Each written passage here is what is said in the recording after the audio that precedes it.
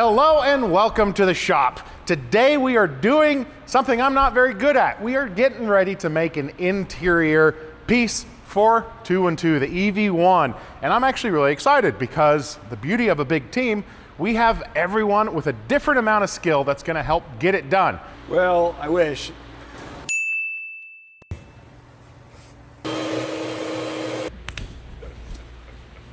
Oh, poor Jim.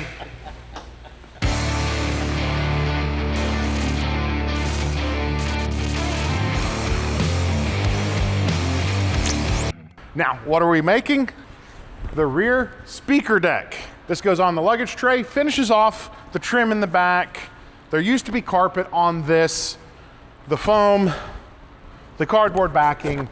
It's in horrible shape. Now, GM's helping us out. They're giving us parts from EV1 Why don't we just use that? Well, the carpet fell off. There's just as much mold and mildew.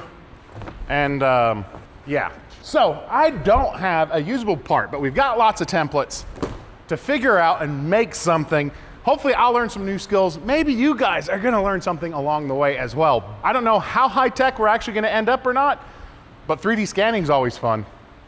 All right, Darren, so you've got this fancy CNC table with my little laser cutter and my laser deal. I can put something on a special grid and take a picture and it automatically draws it for me. So that's what we're about to do, right? Well, I wish. I call this the poor man's scanner. So this table is 4 by 10, and many times I've laid stuff down and I realize I can see my XY position on the computer.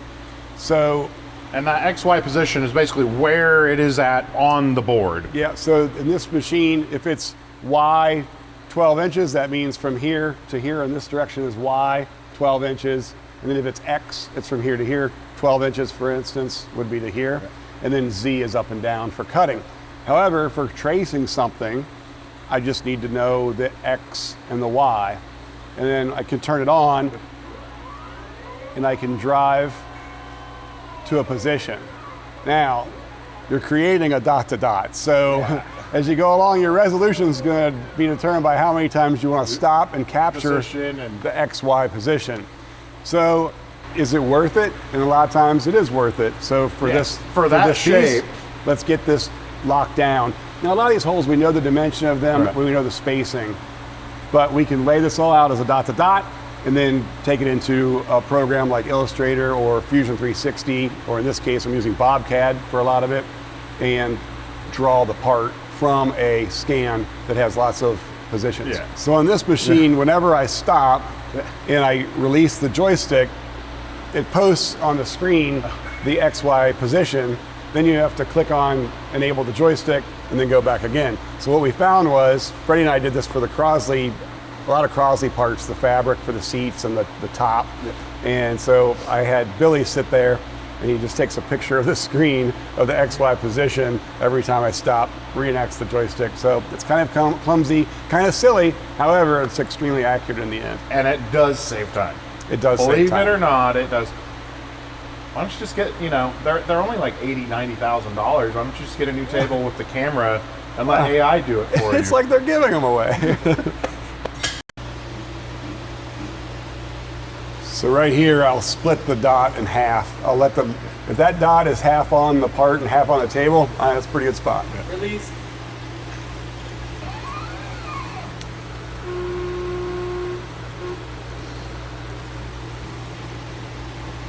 You. Release.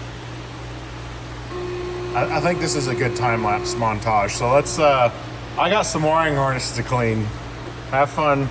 That's just sketching.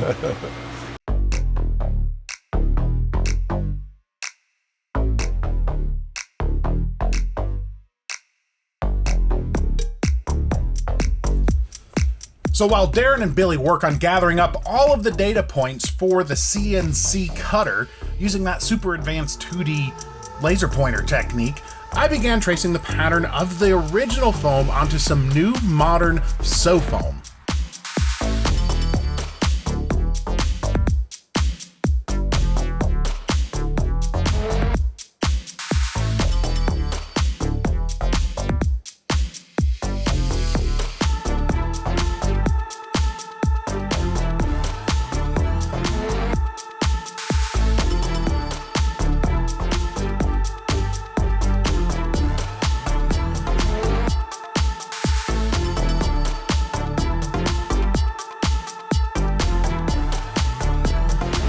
winning? I hear a lot of numbers being called out.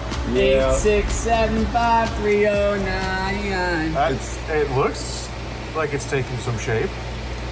You're having to connect a few dots here and there, but it's working. Like the cloud logo. You're winning here.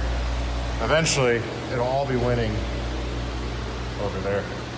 All right, guys, we've got to talk about today's sponsor, Clover, and what that means for you. What is Clover? They are an earned wage access app. They're giving you access to the money you've already earned, quick and easy, up to $400. No lengthy background checks, nothing invasive, and there's no surprises. I think that's probably my favorite part of Clover is how transparent they are about the entire process. If you look at payday loans, it's really kind of scary. You're jumping into bloodied water, being actively chummed with a bunch of sharks around you. That's not Clover. How do they do it? Well, just briefly, they have in-app partners. If you need your money right now, there's instant access fees.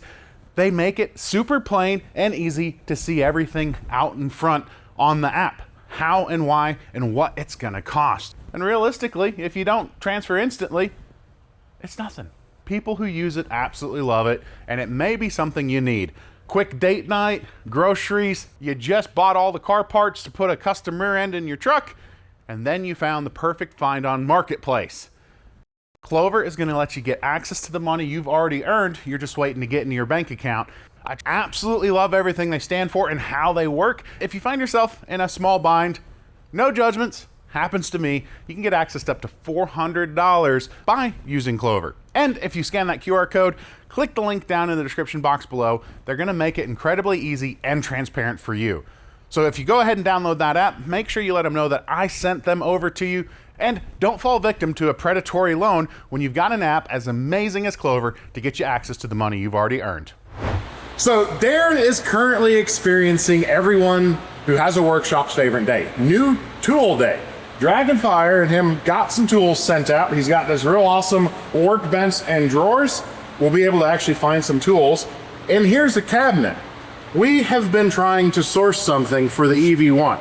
We need to recreate the deck lid and the rear luggage tray, package tray, and the material's been really hard to come up with. It's that thin cardboard. Sort of wood, sort of cardboard. We got to looking at something when we were unboxing that and realized this is that material. But then we were like, do we have enough of it? And it turns out we have exactly the right amount. So Darren's excited about new tools. I'm excited about the wood because now we can recreate the irreplaceable part thanks to Dragonfire.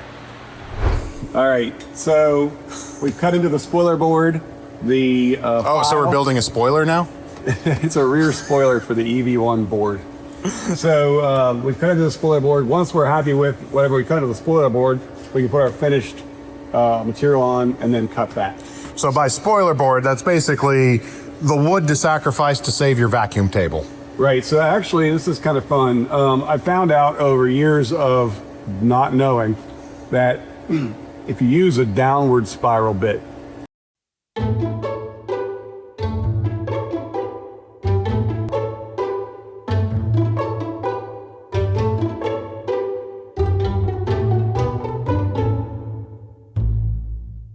so when it's cutting through the spoiler board and through the top, when you're all done, you don't even have to sand. You can see how clean these cuts are, and that's because it's spiraling and cutting downward, not tearing the surface up and out. So now we're gonna test fit this. We know we have a little issue, but we're gonna check everything else and we're adjusting the file. So now this is the test fit. Is it right? Because I don't think you want to have to order another cabinet to get more wood. Yeah, it's a good cabinet. So this was created from our dot-to-dot pattern we talked about earlier. Went through Adobe Illustrator and then into Fusion 360. So you used AI? AI, Adobe Illustrator. The original AI. So do you think it's time? So now what's going to happen is redrawing the holes for the speaker grill, and then we're going to do another test cut. Now I don't know if we'll say it's wrong. So when they made it originally at GM, they got it a little wrong. And so there's just extra holes punched in. We made it clean. Do you want to make the extra ugly hole to be a perfect match that no one will see other than this exact moment, or? You can't help but fix some things. I still think, as many steps as your method is, that's still a lot easier than drawing it from scratch. Oh yeah, and it's as you see, it's extremely accurate. Yeah, it worked out beautifully. So we'll queue up machine time lapse cutting the real part here in just a couple minutes, because like you said, you have a little bit more fooling around, but then we're gonna have a not water damaged package luggage tray cover. That's great. Ready to glue. I've already got the foam ready to glue on it too. And the carpet's clean too. Yeah, thank you, Scott. We should probably check in on Scott and see how he's doing.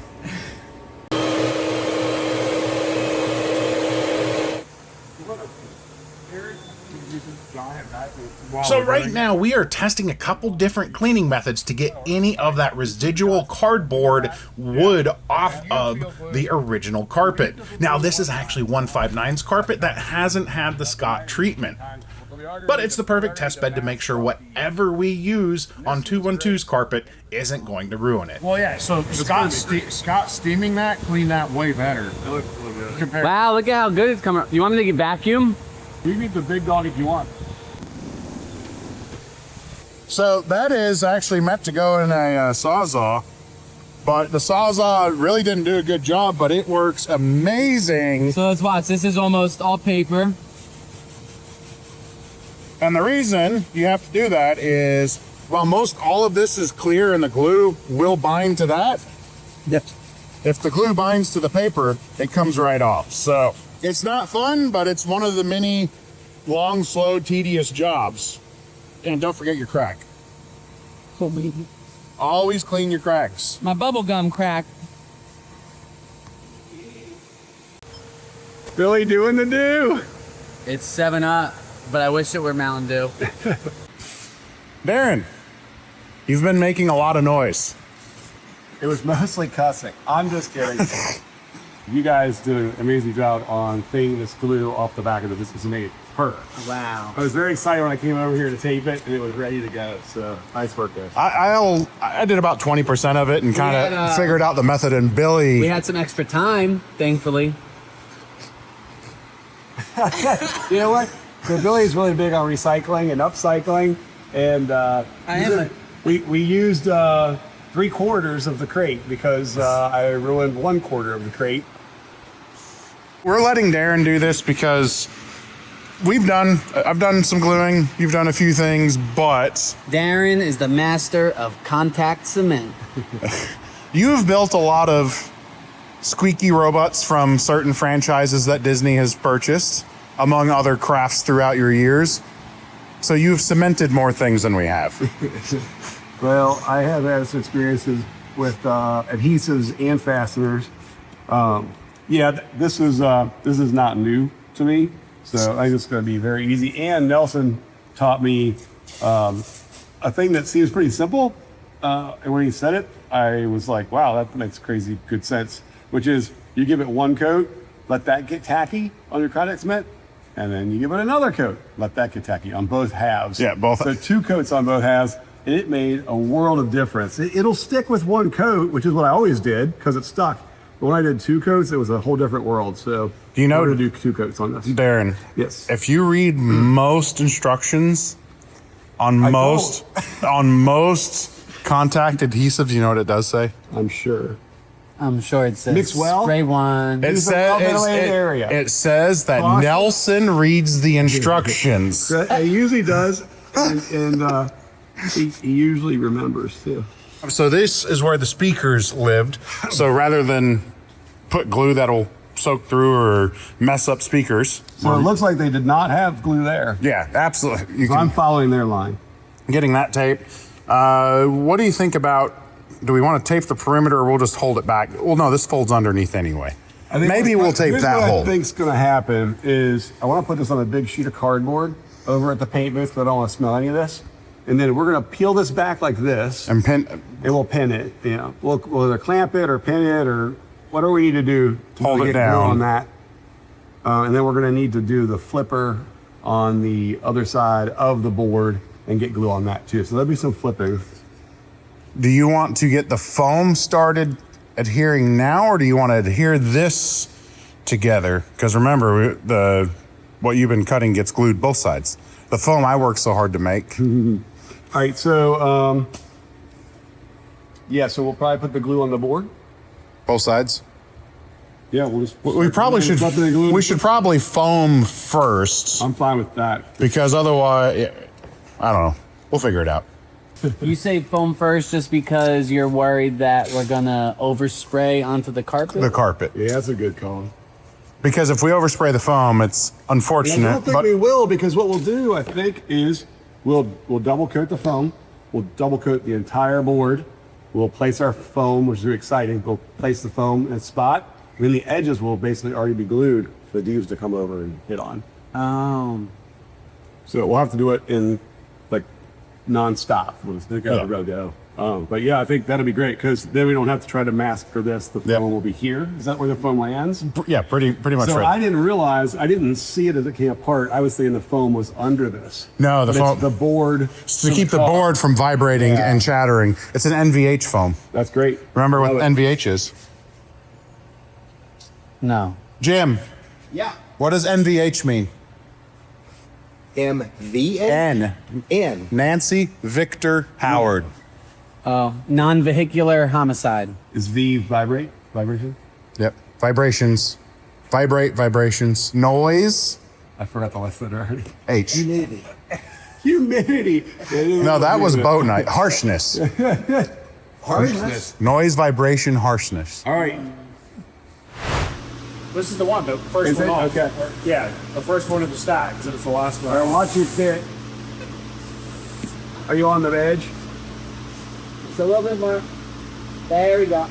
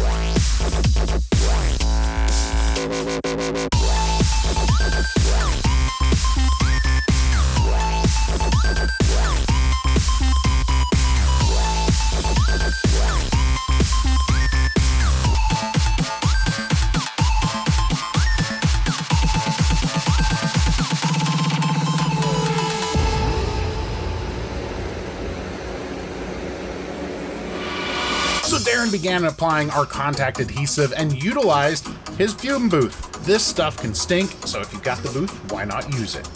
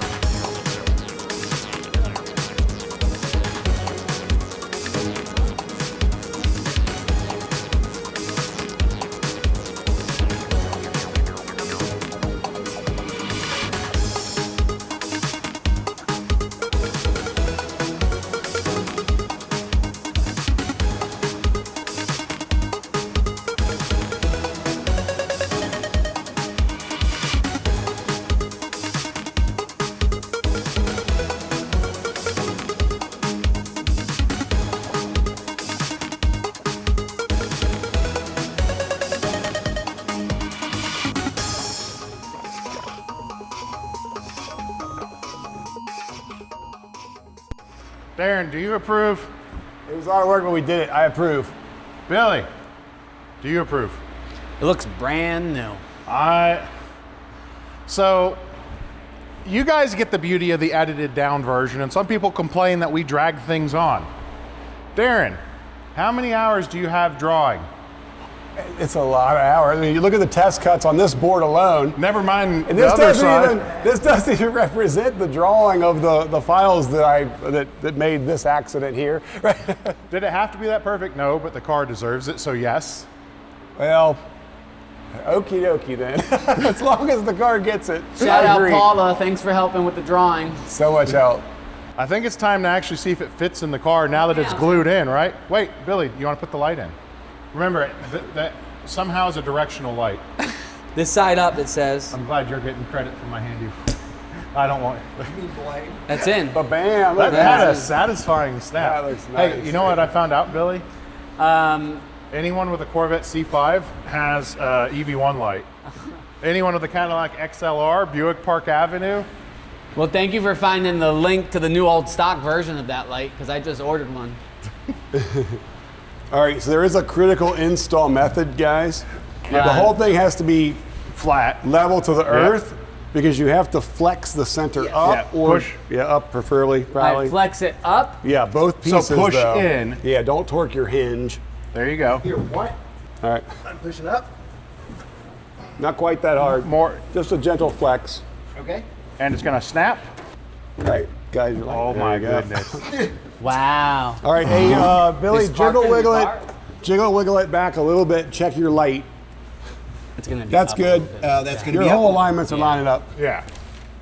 A little more. That's where it is supposed to be, Darren. You okay with that there? As weird as it sounds, Yeah, the I third saw- brake light yeah, I see goes that all the way there. to the glass. Well, you know the holes they re-drilled? Yeah. I think we're seeing the reasons. Well, they line up right. So again, once Right. that pushes down, look at Well, our so ovals. they had the exact same symptom that we're having. So it's exactly how they made it. But the fact we've got the holes, Yeah. we're good. Oh yeah, it's the only reason, right? What do you think, Billy? Smells like contact cement. That's gonna be perfect. This is the only GM from the 90s that I've seen with no dead bugs back here. When I see how nice it is in there, all this pitting calls out to me. Well, Well, we gotta figure out what we're gonna do about that. We need some help. We need a glass whisperer. We do need a glass whisperer. and glass. Thank you, Darren. Oh, you're That was a welcome. lot of- Thank you, My Jared. pleasure. Paula. Thank I you, did the Jim. foam. You did work. Jim helped. Group effort. Now, Double high fives. continuing. Oh yeah. Oh, poor Jim. Oh wait, I didn't get Darren. There we It's go. the secret. It's the secret. So, and also continuing in our preservation of carb era EV history, we had another visitor, Larry. Oh, Larry Paul, RAV4 EV owner. Who has a special tie to an EV1. A little bit different tie, but still a special tie. So, Yeah. like we've done the first episode, and we've got one more this way, where we get to talk with someone who's got a really special tie and the goal of preserving not just 212, but the history of that EV era. Ice guys, trust me, you're gonna like this guy a whole lot, because he's not really normal, is he? Well, it's strange, you know. I love EVs, and I'm blessed. I never had to drive a ICE car, but that wasn't the option for all these other people. All right. So we're gonna go ahead and jump back into the air-conditioned room. Hope you guys stay and listen for this. It was awesome. So let's go up there, have another fun interview, and we will pick you guys up with some more exciting, hopeful developments on 212. Because so far we're 2 for 2. We've got one more goal to accomplish. All right, so one of the biggest parts that we keep saying during the restoration of 212, it's not just about one car, Billy's dream of owning an EV1. And there's so much love about a car. And anyone who's got a muscle car, you love your car. Believe it or not, people love electric cars too. And it's been amazing the number of people reaching out and sharing their stories and what it means as much as possible. We're trying to invite some people to come out and tell it. We've had a lot of the GM engineers. This isn't someone that's from GM. You know, when I moved out to California, what was that, 2018, got into the Tesla game and lost that. And then in 2019, I got into the old EV game. And you know, in California, when you talk about old EVs, the most prominent old EV that's still on the road today is the Toyota RAV4 EV. And those things were built to last, I'll tell you. You know, a lot of people, including Larry, are driving their original car they got in the early 2000s on the original batteries, which is like just to think about that. So Larry Paul was a name that I would always see in my email inbox. Back in the day, you would email each other. You would get hundreds of emails a day. You can still join the RAV4 EV list today. You know, a lot of people, a lot of great names are on there. And then obviously once we bought the EV1, kind of got out into all the communities. And then Larry reached out. You know, Larry had personal connection to this car as well, a lot of passion behind it. And he wanted to be a part of the story too. He wanted to contribute some stuff and also just be around for it. So Larry, thank you for coming. Thank you. Thank you for having me. It's a thrill to be here, to put it mildly. The EV1 is the holy grail of EVs, and the car that changed my life, truly changed my life. I test drove one. First of all, I started following the Sun Racer back in the 80s, and that intrigued me. I was at the LA Auto Show, saw the original Impact back in the day in 1990, and I was driving past the Saturn in Van Nuys, and I saw an EV1 sitting on the pedestal, and I pulled over instantly, and I went for a test drive, and seconds after, like a light switch, my life changed. Now, I've been a muscle car guy, a race car guy. I have a car I've owned for 45 years with a big, turbocharged beast, which has been a lot of fun. Well, I'll have him send a picture so you can see the Sunbeam Tiger. It's been a lot of fun. I've had it in magazines. I've been a definite car guy, but when I drove the EV1, it literally changed my life. And I drove home, got my wife, and said, "You got to drive this." Of course, I couldn't fit in the car because it was a two-seater. So I sat and waited, and she was like, "This is incredible." But it was the year we got married, getting a lease-only two-seat sports car. We're going to buy a house. EV1, the timing wasn't quite right. So fast forward a couple years, we're looking for a car. Kept on going to the Honda dealer. There's only one part-time guy that worked. He worked in multiple shops. He was only there sometimes. And Gabe. Gabe, yeah, Gabe Karuna or something like that. I've messaged him a lot. We went immediately to the Honda dealer, and he was there. And we got to test drive it. And we said, this is it. And then we turned in our paperwork, which took a long time to fill out, to see if we were anointed with the possibility, the privilege of being able to lease one of these cars. It was like adopting a kid. They had buyer profile. Yeah. They had to match, yeah. right? It was weird. I mean, it was a complex thing. And we ended up, we put our order in for the car, had to wait 5 months to get it. Wow. We got it, by the time we got it, this was now mid-98. We got it in January of 99. And we drove home in our Honda EB Plus that we had, and both of our kids had their first ride from the hospital in that car. And then we ended up turning in the car. When we got the Toyota, we bought it brand new. When they announced That it. was after EV That was Plus. after EV Plus. Well, we still had the EV Plus. Okay. And when Toyota made the announcement that they were going to make these available for sale, we said, "Oh, I think it's time to buy one." So we went to the dealership. We put our deposit down at Toyota of Hollywood. 5 months later, we got our car. Everything was 5 months. You really had to want a car. Most people, when they need a car, they need a car. Or sometimes it's an impulse emotional buy. Right. But you can't all right, and now wait for 5 months and maybe you'll get it. But we got the Toyota, and we still drive it today. We have about 120,000 miles on it. It has battery built in 2002 that were designed in the mid-90s. And this is the old nickel metal hydride technology.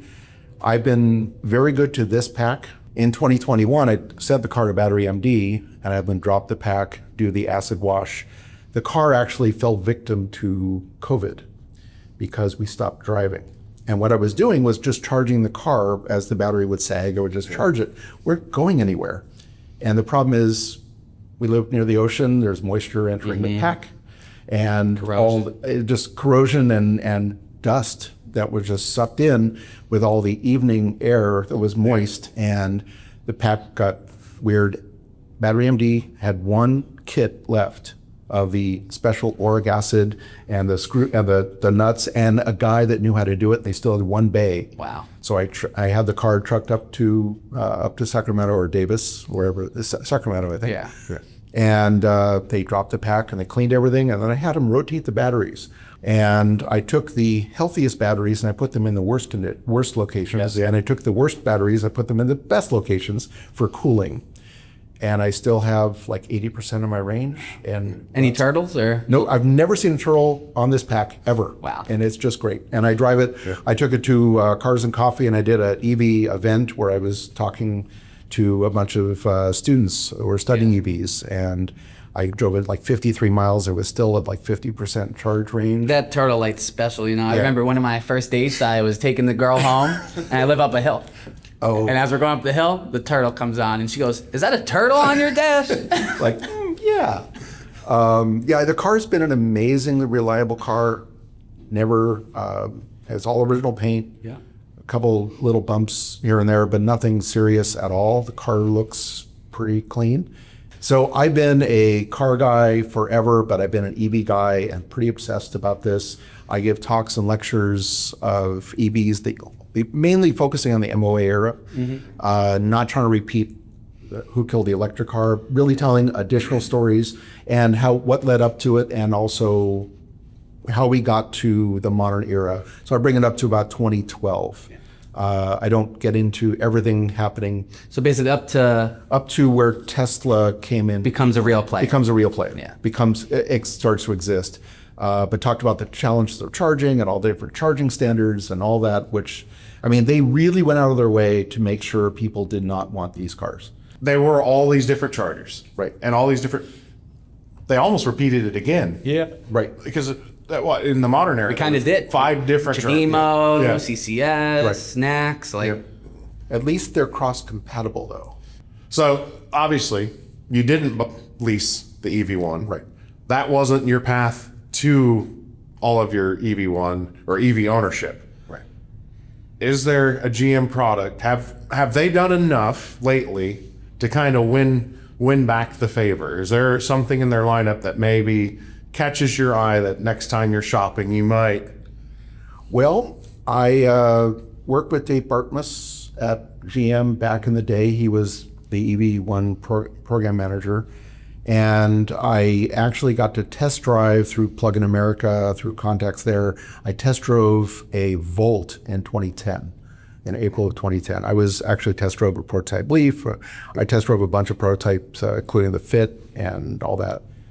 And I went to Electric Avenue in Torrance, which is where the GM Development Center was. And I met Bill Nye and a bunch of EV1 drivers. And I saw how serious they were about actually developing the Volt. Saw the original prototype Volts before that, and I decided that they were at least serious about doing stuff. So I ended up getting a Volt. I had a Gen 1 Volt. Still have a Gen 2 Volt. My son drives. We've had 2 Volts with a B. And still drive one of our Bolts has been great. The other one we have parted with. GM has gone a long way, but I have to say the videos, the access, and what GM has done for the EV1 has completely changed my impression of GM.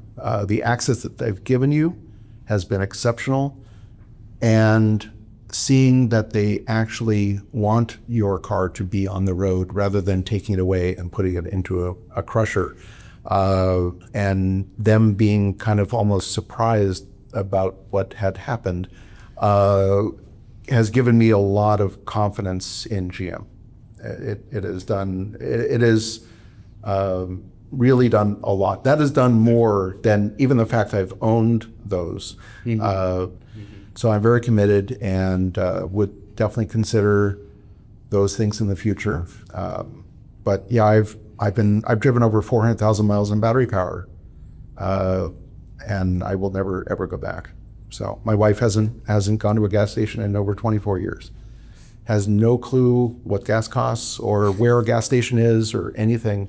It's over $5 in California. It was sort of $6 when I was there last week. And he has a turbocharged Sunbeam Tiger. Yep. Like, so With a Boss 302, an actual Boss 302. So you can have it both ways. Like, That's right. They work well, and that's where hybrid. Hybrid is my big thing because it solves. There's always going to be range anxiety. Right. People are going to have that concern, and when you adapt it, there weren't many chargers. Charging now. When my first Trail Boss trip home, when they first gave me that loaner, I had Billy, I had Darren helping and I'm like, when I leave Cincinnati, I'm just gonna put my home address in and do what it tells me. And I got home perfectly fine. Chargers are around, right? They're a lot more reliable. So range anxiety fixed. But to me, the hybrid is the ultimate. There's gas, right? And you got your power. That Tahoe, I absolutely love that.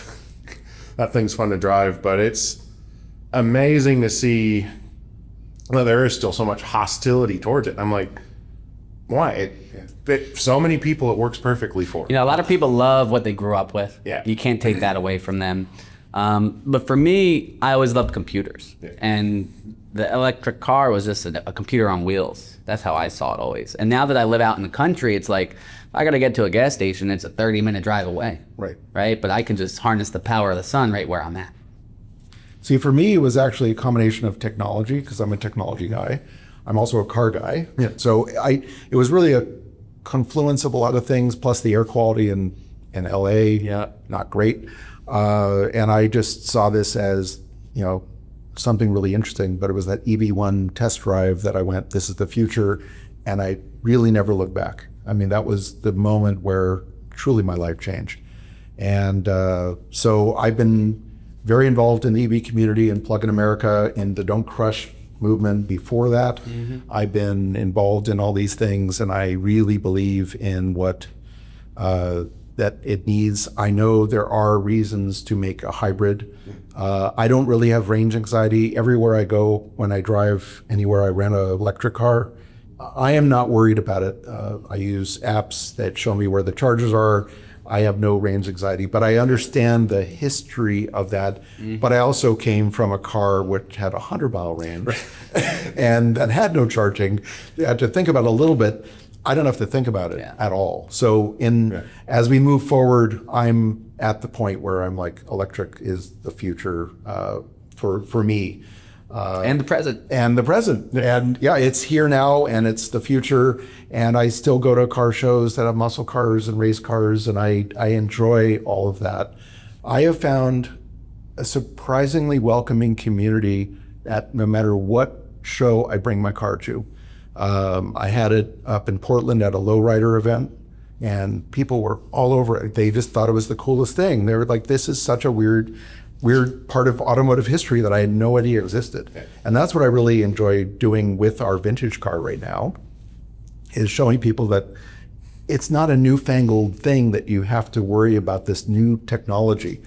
This is a tried and true technology. And I do presentations where I actually go back to the 1800s, talk about the original The runabouts. the runabout long, and even before that, when the very first battery powered, I'll call it a car, it was a novelty because it didn't have rechargeable batteries.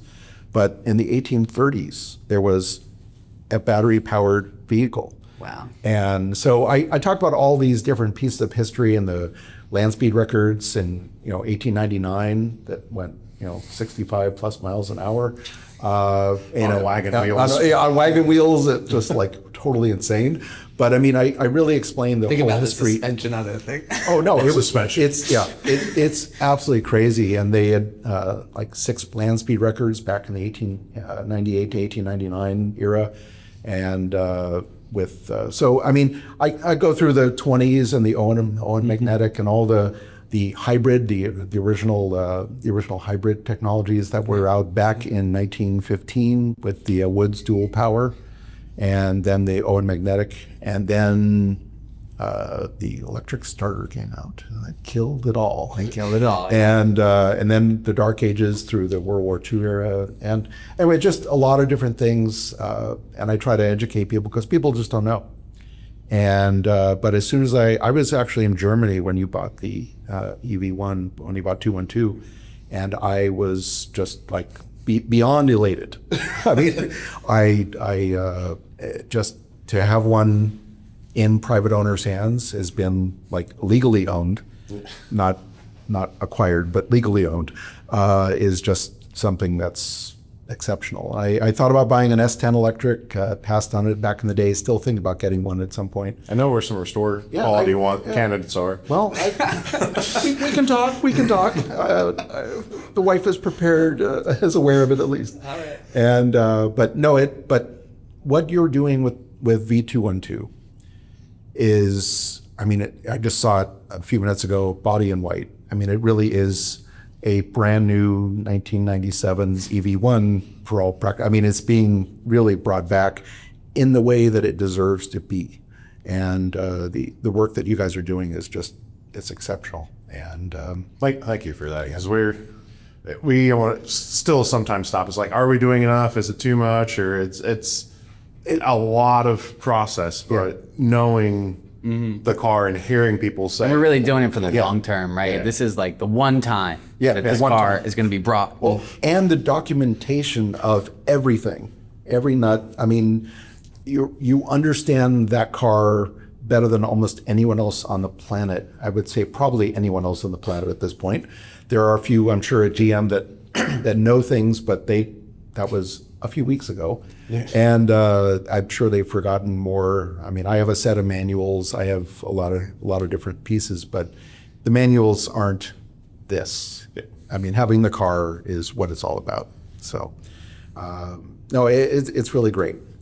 I did do one thing for you, which I know you have a lot of incredible GM things.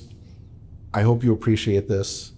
This is a 1-to-1 scale replica Wow. of this with front and back, Oh, yeah. with the What's the VIN? with the VIN. with the right VIN on Right it. VIN, with the right You VIN. see? I replicated everything. I Dude. scanned.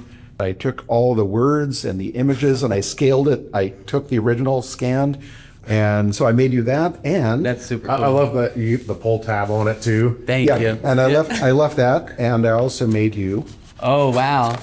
A big one. some 2 times blow up. So That's epic. Nice. I'll get some close ups. I think that's going to be going on the wall here. So. yeah, I thought you might appreciate it. I was hoping you'd appreciate that, but I got all the right part numbers on that, Wow. and just so that's been That is epic. And it's funny how that back then they advertised the kilowatt per 100 mile which instead of the equivalent mile, because that looks terrible if you really think about a small economical car. right, which leads me to a mystery. So I have a scan of the original 99 EV1, which is the Gen 2 Okay. with nickel metal hydride. Notice it says city is 34 kilowatts per 100 miles, and on the highway it's 30. On this, it's 30 and 25. Yes. It's backwards. Oh. Now, I've talked to some EV1 owners. An EV has to be worse on the freeway. As aerodynamic as the EV1 is, Yeah. it still is better to drive it at slower speeds than higher speeds. I think somebody in marketing said, no, cars always get better in the city than, or better on the highway than the city, and they swapped them. And they did it on both the Gen 1 and Gen 2 EV1s. My guess is that they Made a mistake. they made a mistake, but they did it intentionally, where they said, oh, that can't be right. Because gas cars always do better on the highway than the city, and they swapped them. That's my guess. So you have the opportunity of being the only one to actually test it and see if it actually is more efficient on the highway versus the city. Thank you so much, Larry. Thank you. I appreciate you coming by. That's Thank you so very awesome. much. Yeah. Thank you very much. It's great to be here and a real honor, and I'm glad you That's so appreciate cool. that. That you got a window sticker. That's so cool. We got custom window sticker.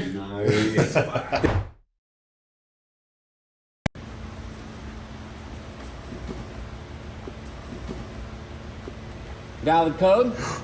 There we go. There we go. Oh my God. It's